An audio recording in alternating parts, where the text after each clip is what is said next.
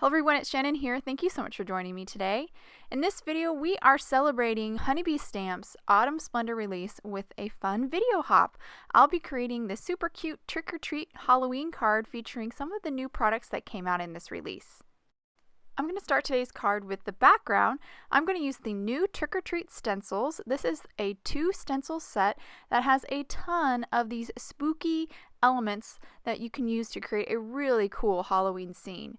We're going to start with an A2 top folding card turned on its side, and I'm going to start with the moon first. So I'm just going to tape off any of the other images as well as my card front too, just so I don't get any of my ink for the moon anywhere else. I'm going to start with a Distress Oxide. I'm using Squeezed Lemonade. I'm just going to simply ink blend that moon really quickly with that yellow. Then I am going to actually heat emboss it. Now you could use clear embossing powder, but I thought it would be fun to use glow in the dark. So I'm going to pour on some of this glow in the dark embossing powder. It's going to stick to that Distress Oxide, but I am going to do it twice to build up a good layer because it's not quite as good as maybe using a embossing ink. So I've repositioned my stencil, going to grab my Distress Oxide again, that Squeezed Lemonade, ink blend it, and then just pull it off and just basically repeat the process over again. So I'm going to grab my glow-in-the-dark embossing powder, pour it over. Now, of course, you don't need glow-in-the-dark embossing powder, but you do want to use a clear for this if you don't have the glow-in-the-dark. Okay, so now we're going to ink blend our background or ink blend the sky. I'm starting with Ripe Persimmon here. I'm having it light or keeping it light around the sun or the moon, and then getting a little bit darker as I move away. Then I moved on to Seedless Preserves. Next is Wilted Violet. That Seedless Preserves creates a nice transition between the Wilted Violet and that Ripe Persimmon. And then I'll finish up with a little bit of Chipped Sapphire for the very edges. Here I am just kind of going back over with my colors to kind of smooth out the blend. Here's the Chipped Sapphire. I grabbed a little piece of tape to put on my finger so I don't leave any finger marks while I ink blend. And now that that background is all blended, I can grab a towel and kind of wipe off my moon so that it's nice and clean. I get all that residual ink off of it.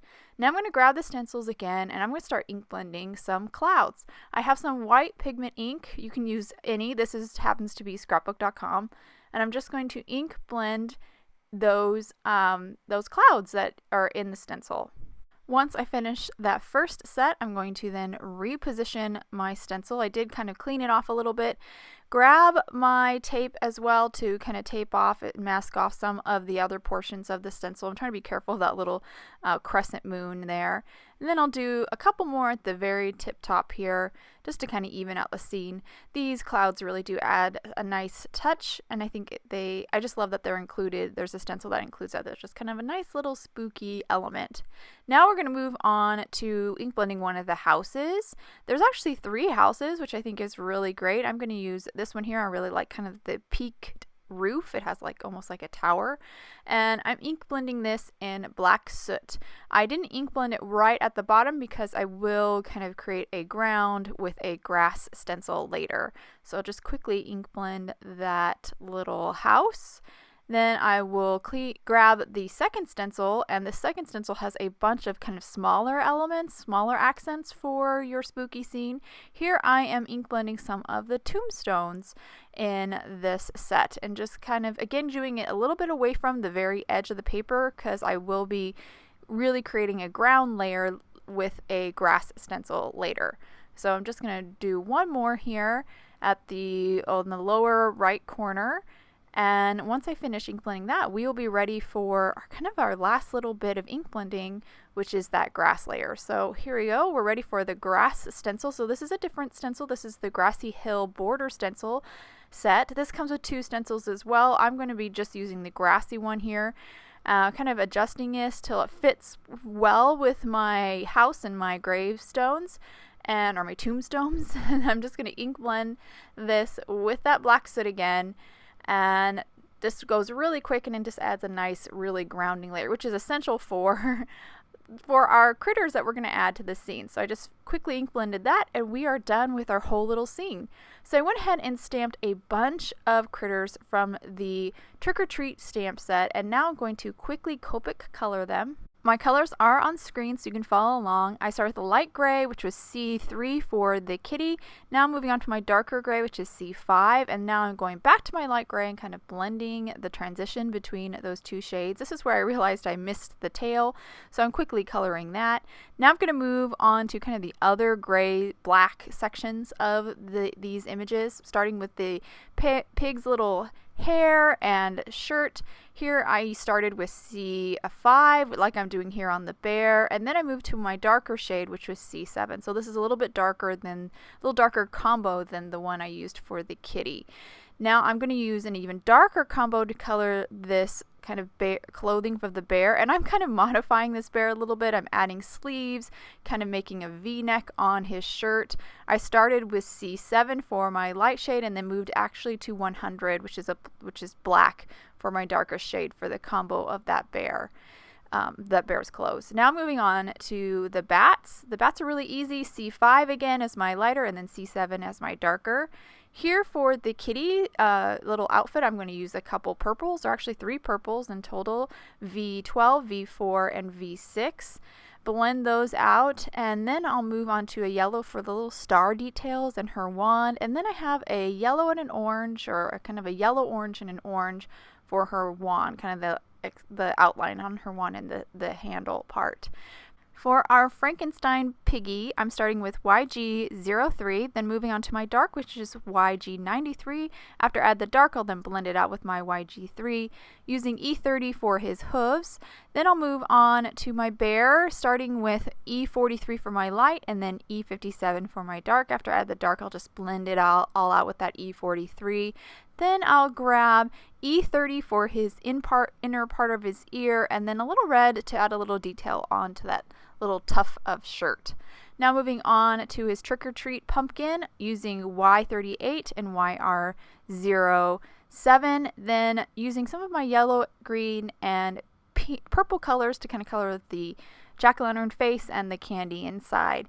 Once I finish that, I'm going to move on to my squirrel, starting with E30 and E31 for his face and belly. Then I'll move on to E08 just for his ears.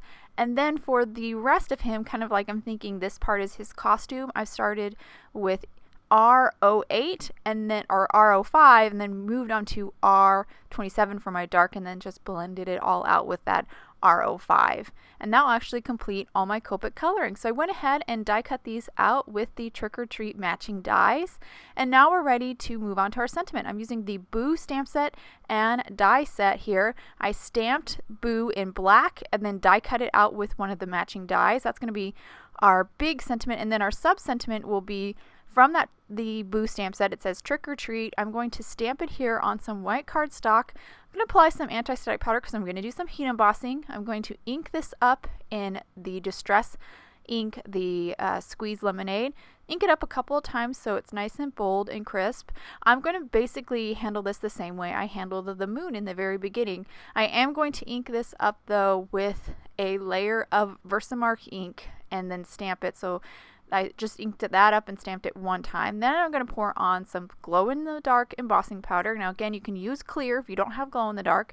Heat set it, and now I'm going to ink blend over this with black. This is how I'm going to get that kind of cool light letters, but not white, a different color because I don't actually have like yellow embossing powder. So I ink blended that with black soot. Now I'm just going to deal with the edges here because they're white and I want them to be completely black. So I'm just going to rub them in that black soot. So rub them directly into the ink pad to kind of make it all completely black.